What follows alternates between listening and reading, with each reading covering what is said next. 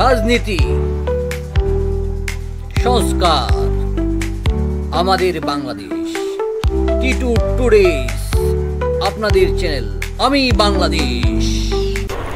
আজ ইসলামী আন্দোলন বাংলাদেশের সাথে জাতীয় সংস্কার জোটের পক্ষ থেকে অংশগ্রহণ করেন বাংলাদেশ শ্রমজীবী পার্টির চেয়ারম্যান জনাব লায়ন আব্দুল কাদের জিলানী সাহেব। তার গুরুত্বপূর্ণ ভাষণটুকু আপনাদের জন্য তুলে ধরা হলো। সেটাও আমার কাছে আছে, তালিকা আছে। আমি যেটি বলতে চাচ্ছি সেটি হলো কি, আমাদের বর্তমানে যে সংস্কার প্রয়োজন, এই সংস্কারের থেকে আমাদেরকে আগে সর্বপ্রথম করতে হবে কি, সংস্কার যে কমিশন আছে, এই সংস্কার কমিশনকে বলতে হবে আমাদের যে ইতিপূর্বে আমাদের প্রফেসর সিদ্দিক সাহেব বলে গেছে, দুইটি দল বা দুটি ব্যক্তির আদেশে সংস্কার জোটে 30টি রাজনৈতিক দলকে নিয়ে তারা বিভিন্নভাবে সংস্কার করছে।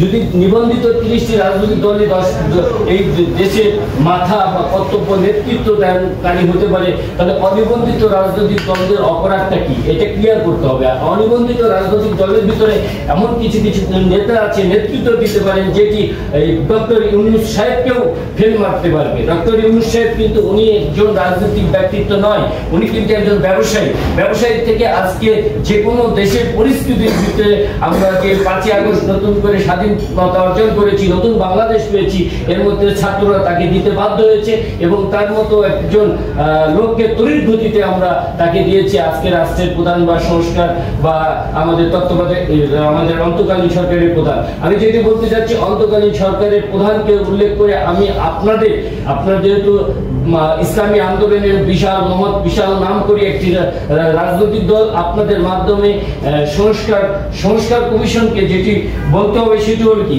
মহাজোটের সঙ্গে যে বিগত আওয়ামী লীগ সরকারের মহাজোট যেটি ছিল, মহাজোটের 14টি রাজনৈতিক দল ছিল। এই 14টি রাজনৈতিক দলের মধ্যে 6টি নিবন্ধিত রাজনৈতিক দল ছিল।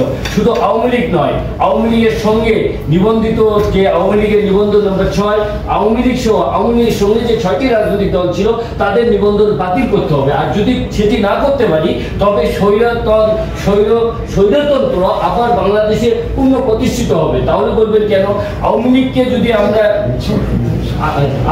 যদি আমরা ক্যান্সেল করতে পারি বা কার্যক্রম না চালাতে পারি, তাদেরকে না নিয়ে আসতে পারি, তারা কিন্তু বিভিন্নভাবে অন্য দলের ছত্রছায়ায় তারা নির্বাচন করবে এবং এই পিয়ার পদ্ধতিতে গিয়েই তারা সেই জনপ্রিয়তা অর্জন করে কিন্তু তারা আবার চলে আসবে, ক্ষমতায় চলে আসবে।